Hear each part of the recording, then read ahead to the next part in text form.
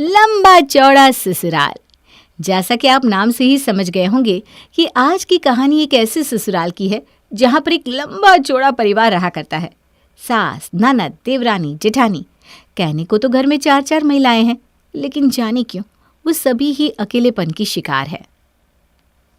ये मैं क्या सुन रही हूँ माँ जी? छोटी शहर जाने की तैयारी कर रही है? हाँ, तो इसमें इतना शोर करने वाली कौन सी बात है? छोटे का शहर से फ़ोन आया है, कह रहा है शहर में उसे बड़ी दिक्कत हो रही है, ना ठीक से खाना खा पा रहा है, ना कोई ख्याल रखने वाला है, इसीलिए छोटी को लेकर अपने साथ शहर जाएगा। अब छोटी वहाँ रहेगी तो कम से कम 2 टाइम के खाने की टेंशन तो नहीं रहेगी उसे।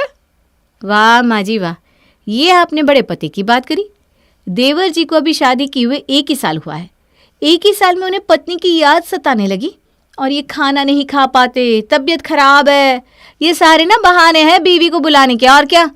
एक हम है, शादी को 5 साल होने आए, लेकिन हमें शहर भेजने के बारे में आपने एक बार भी नहीं सोचा। खाना बनाने और खाने की दिक्कत बस देवर जी को होती है। हमारे बिट्टू के पापा क्या लोहे के बने हैं? मुझे तो आपने कभी शहर भेजने के लिए हामी नहीं भरी। अरे तो तुम दोनों को शहर भेज दूंगी तो मैं यहाँ के अकेले दीवारों पे सर मारूंगी। और भूल मत बड़ी बहू, यह घर गृहस्थी संभालने की जिम्मेदारी मेरे बाद तेरी है, इसलिए तू तो शहर जा ही नहीं सकती। इसलिए ये शहर जाने के सपने देखना छोड़ दे। और छोटी से तेरी क्या बराबरी है? उसकी अभी अभी शादी हुई है और मेरा छोटा अभी तो शुरू से ही नाजुक रहा है, बाहर का खाना उसे हजम कहाँ होता है। इसलिए मैंने तय किया है कि छोटी बहू जाकर छोटे के साथ रहेगी और तू यहाँ गांव में मेरे साथ घर संभालेगी। माँ ने भी कोई कच्ची गोलियां नहीं खेल रखी है। अगर मैं अपने पति के बिना यहाँ गांव में रह रही हूँ तो छोटी को भी मैं शहर नहीं जाने दूंगी। या तो हम दोनों को आप बाहर भेजो, वरना ये भी मेरी तरह गांव में ही रहेगी। अरे भाभी, मैंने तो सुना था कि जिठानी बड़ी बहन की तरह होती है, लेकिन आप में तो बड़ी बहन वाले एक भी लक्षण ना है। अरे मेरे सुख से इतनी जलन। अगर मेरी जगह आपकी छोटी बहन होती तो उसके रास्ते में ऐसे ही कांटे बिछाती क्या? देख छोटी, तू ना इस घर की छोटी बहू है, इस नाते हर वो जिम्मेदारी और कर्तव्य जो मेरे माथे मढ़ा गया है उसकी आधी जिम्मेदारी तेरी भी है। बस अपना फर्ज निभाती रहे। तुझे तेरे फर्ज से पीछे नहीं हटने दूंगी मैं, चाहे जो भी हो जाए। मुझे तुम्हारी बहन बनने का कोई शौक नहीं है। देवरानी देवरानी होती है। जेठानी के मुंह से ऐसी बातें सुनने के बाद देवरानी को इतना समझ में आ गया था कि ससुराल में किसी से भी अपनेपन की उम्मीद करना बेकार है। एक औरत होकर ही अगर जेठानी उसकी स्थिति को नहीं समझ सकती तो किसी और से शिकायत करने का कोई मतलब नहीं है। बड़ी बहू, ये सर पर घूंघट क्यों हटा हुआ है? भूल गई कि तुम अपने ससुराल में हो? माँ जी, बहुत गर्मी हो रही है। इतनी गर्मी में सर पर घूंघट लेकर किचन में खाना बनाने से दम घुटने लगता है, इसलिए मैंने सर पर से पल्लू हटा दिया। और वैसे भी इस समय तो रसोई में हम दोनों देवरानी जेठानी के अलावा कोई और है ही नहीं। मुझे पहाड़ा पढ़ाने की कोई ज़रूरत नहीं है बड़ी बहू। अगर कोई आएगा तो पहले क्या तुझे चिट्ठी डाल कर आएगा? कोई रसोई में हो या ना हो, जो इस घर की परंपरा है उसे तुम्हें निभाना ही होगा। और गर्मी क्या आज पहली बार पड़ रही है? आज से पहले गर्मी नहीं देखी तुमने? थोड़ा सा गर्मी में खाना बना दोगी तो पिघल नहीं जाओगी। अरे हमने 30-30 लोगों का खाना बनाया है इतनी गर्मी में। ससुर, जेठ, सास, किसी के सामने जो 1 इंच का भी घूंघट हमारे चेहरे से हटा हो। हमने तो खुद इतनी छूट दी हुई है तुम्हें कि भाई हमसे तो घूंघट करवा नहीं रहे, बस बाहर करना है। उतना करने में भी आफत आ जाती है दोनों देवरानी जेठानी को। ठीक ही कहता है, आजकल की लड़कियों को जितनी छूट दे दो ना उतना ही सर पर बैठने की कोशिश करती है। सास के जाने के बाद इतनी गर्मी में खुद तो सासू माँ पूरा दिन मैक्सी पहनकर घूमती है, तब भी हाय गर्मी है, हाय गर्मी चिल्लाती रहती है, और हमसे चाहती है कि हम साड़ी पहनकर 24 घंटे सर ढककर रखें। अरे बहू को इंसान ही नहीं समझती है। मुझे तो हैरानी इस बात की है कि माँ जी यूँ तो खुद एक औरत है, उन्होंने खुद जीवन भर साड़ी पहनी है, कम से कम उन्हें तो हमारा दुख दर्द समझना चाहिए था। लेकिन नहीं, वो तो परंपराओं के नाम पर बस टॉर्चर कर रही है हम दोनों को। अरे पिछले आधे घंटे से देख रही हूँ मैं आपको, जब देखो तब बस मोबाइल में यूट्यूब टुक टुक करते रहते हो। कभी पत्नी के साथ भी हंस बोल लिया करो। यहाँ सिर्फ खाना बनवाने और कपड़े दिलवाने के लिए लेकर आए थे मुझे। हाँ, अरे भाग्यवान, क्या हो गया बताओ? ये लो, रख दिया मैंने फ़ोन। शादी क्या हुई? ऐसा लगता है मैं तो हंसना मुस्कुराना ही भूल गई हूँ। इस घर में कोई हंसने बोलने वाला नहीं है मेरे साथ। दिन भर आपका इंतज़ार करो कि आओगी तो थोड़ी देर मुझसे बात करोगे, मेरा भी तो कुछ मन हल्का हो जाए। पर आप तो आते ही मोबाइल लेकर बैठ जाते हो। औरतों की तो ज़िंदगी ही ख़राब है, पूरा दिन घर गृहस्थी में पीसो और उसके बाद कोई कदर करने वाला नहीं होता। अरे ऐसे कैसे कह दिया तुमने? तुम 3 औरतें हो। अरे घर में खूब गप्पे लड़ाया करो। ऐसे कैसे तुम अकेली हो गई? अकेली तो वो औरतें होती है जो पति के साथ घर में अकेली रहती है। यहाँ पर तो मम्मी है, भाभी है, दोस्ती बढ़ाओ सबके साथ। तुम्हारी मम्मी और भाभी कुछ भी हो सकती है, लेकिन मेरी दोस्त नहीं हो सकती। आपकी मम्मी को तो सास बनने से ही फुर्सत नहीं है, वो मेरा दोस्त क्या बनेगी? जाने क्यों मुझे ऐसा लगता है कि मेरी ज़िंदगी तो अकेले दीवारों से बात करते करते ही बीत जाएगी। घर से बाहर दोस्तों से मिलने के लिए समय नहीं होता और घर के अंदर इतना लंबा चौड़ा परिवार होने के बाद भी बिल्कुल अकेलापन है। इस घर में कोई ऐसा नहीं है जिसके साथ मैं अपने मन की बात कर सकूं। देवरानी की ये समस्या सुनने के बाद आप लोग ऐसा मत समझिए कि ये सिर्फ छोटी बहू की समस्या है। अरे भाई, समस्या से तो उनकी सासू माँ और बड़ी बहू भी उतनी ही परेशान है, क्योंकि घर में सास, बहू, छोटी बहू, देवरानी, जेठानी सारे रिश्ते निभाने के लिए तो हर समय तैयार रहती है, लेकिन एक दूसरे का सुख दुख बांटने का इनके पास बिल्कुल समय नहीं है। मम्मी, शुक्रवार को मैं अपने ससुराल वालों को लेकर आपके यहाँ आ रही हूँ, आप तैयारी कर लेना। अरे बेटा, ये तो बहुत खुशी की बात है कि तू अपने सास ससुर और जेठ जेठानी को लेकर यहाँ आ रही है। तो चिंता मत कर बेटा, मैं उनकी मेहमान नवाजी में कोई कसर नहीं छोड़ूंगी। वो क्या है ना माँ, मेरे ससुराल वाले 2 दिन के लिए घर पर ही रुकेंगे, उसके बाद उनकी 4 धाम यात्रा की टिकट है, उसके लिए निकल जाएंगे। बेटी से फ़ोन पर बात करने के बाद अर्चना बहू, 2 दिन बाद भावना अपने परिवार को लेकर आ रही है। देखो, उसकी खातिरदारी में कोई कमी नहीं रहनी चाहिए। सुन लिया ना छोटी, तुम्हें तो वैसे भी जब तक नाम लेकर कोई काम ना कहो सुनाई नहीं देता, इसीलिए तुम्हें बता देती हूँ कि भावना दीदी अपने ससुराल वालों के साथ आ रही है तो बिना बहाना बनाए आकर रसोई में काम में लग जाना। वैसे भी माँ जी ने लंबा चौड़ा मेन्यू कार्ड दिया है और इतना सारा खाना मुझसे अकेले नहीं बनने वाला। जेठानी के टोंट भरे अंदाज से कही गई बात देवरानी शालू को अंदर तक चुभ गई थी। ये मेरा नाम लेकर ऐसे ताना मारने का क्या मतलब है भाभी? ऐसा लग रहा है जैसे भावना दीदी बस मेरी ननद है, आपकी कुछ नहीं। अरे उनके लिए कुछ भी बनाकर आप मुझ पर एहसान कर रही हो क्या? मुझ पर ऑर्डर चलाने से बेहतर होगा कि आप अपने कामों पर ध्यान दो। दोनों देवरानी जेठानी को तू मैं करते देख सास सविता का पारा भी 7वें आसमान पर पहुंच गया था। अरे देवियों, बस करो, बात बात पर लड़ाई झगड़ा करना ही आता है क्या तुम दोनों को? तुम दोनों बस दिन भर एक दूसरे के काम में कमी निकालती रहती हो। कान खोल कर सुन लो दोनों, क्या क्या बनने वाला है मैं अभी बता रही हूँ। एक सब्जी, पूड़ी, रायता, सलाद और छोले भटूरे बनाना। और हाँ, पूरा दिन नहीं है तुम्हारे पास, समय से सब तैयार कर लेना ताकि मेहमानों को समय से खाना दे पाऊँ। सविताओं ने बहुओं पर हुक्म चलाकर अपना कर्तव्य निभा लिया था, लेकिन सास की बताई लंबी चौड़ी लिस्ट को तैयार करते हुए दोनों बहुओं को कई घंटे तक रसोई में पसीना बहाना पड़ा था। शाम के समय ननद अपने पूरे परिवार के साथ मायके पहुंच गई। दीदी, नाश्ता तो हो गया, अब ऐसा करिए आप सब लोग बैठिए, हम दोनों खाना लगा देते हैं।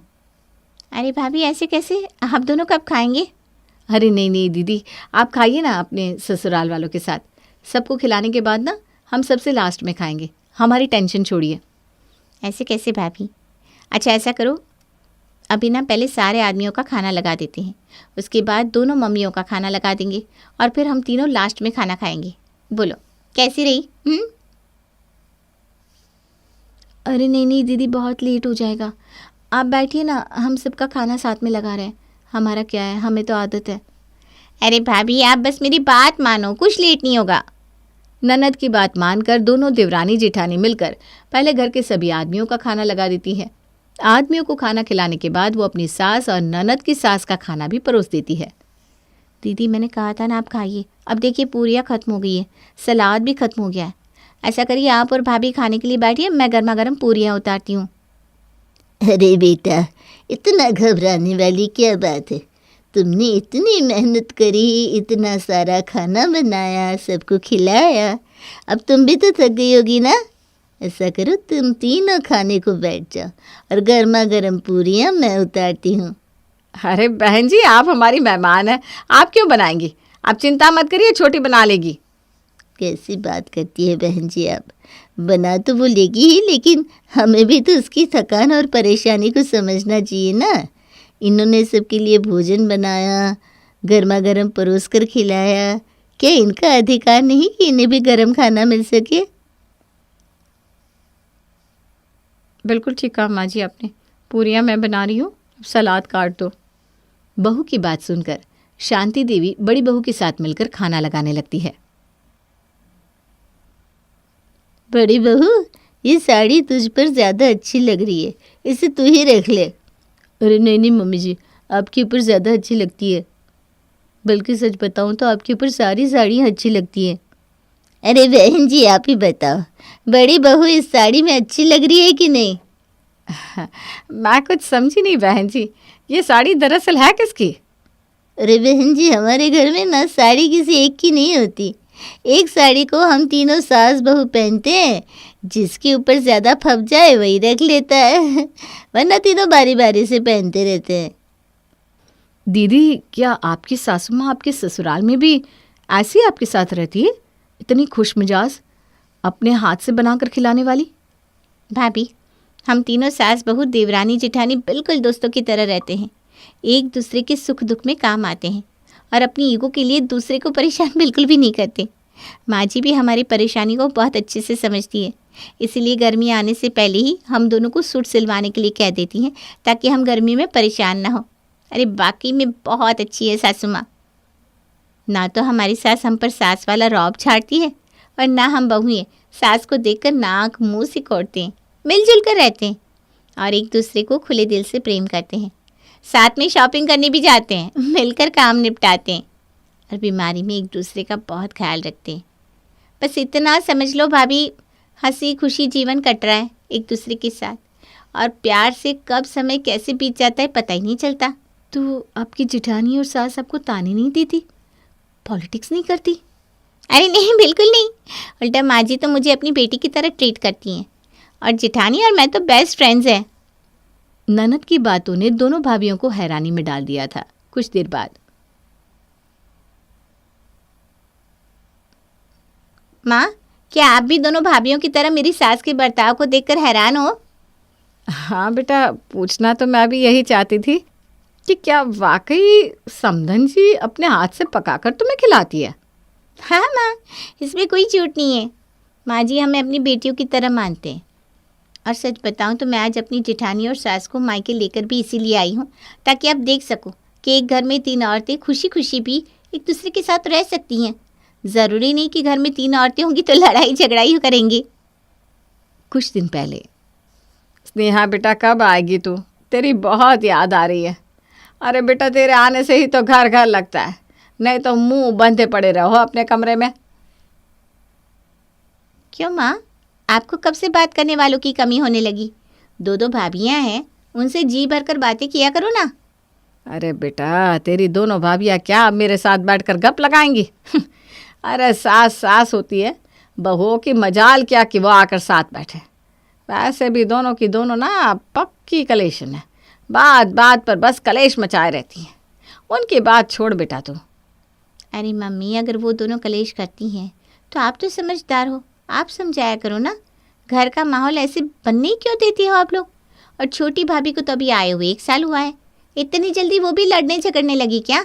अरे बेटा तू छोड़ ना, कहाँ इन दोनों नालायकों के चक्कर में अपना दिमाग खराब कर रही है। तो ये बता बस कब आ रही है तू? अब आप इतनी ज़िद कर रही हो तो ठीक है, मैं बात करती हूँ आशीष से और फिर आपको बताती हूँ। मम्मी कुछ ज़्यादा ही परेशान लग रही है, भाभी से बात करके देखती हूँ आखिर माजरा क्या है। माँ की बताई बातों को समझने के लिए स्नेहा बड़ी भाभी को फ़ोन लगाती है। कैसी हो दीदी, ससुराल में सब ठीक है ना? मेरे यहाँ तो सब ठीक है भाभी, आप बताइए वहाँ सब ठीक है ना? आप कैसी हैं?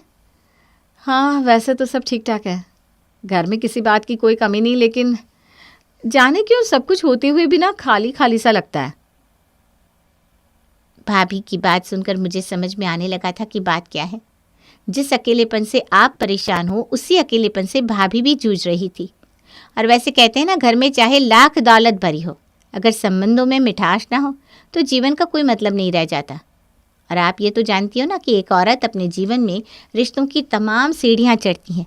बेटी और बहन के बाद पत्नी, देवरानी, जेठानी, बहू, सास तमाम किरदार निभाती है, फिर भी कभी अपने ही किरदारों के साथ दोस्ती नहीं कर पाती। आप भी तो कल तक किसी की देवरानी थी, बहू थी, फिर आज अपनी बहुओं की समस्या पर आंखें कैसे मूंद लेती हो माँ? औरत होने के नाते आप तीनों सब कुछ बन गई, लेकिन दोस्त नहीं बन पाई एक दूसरे की।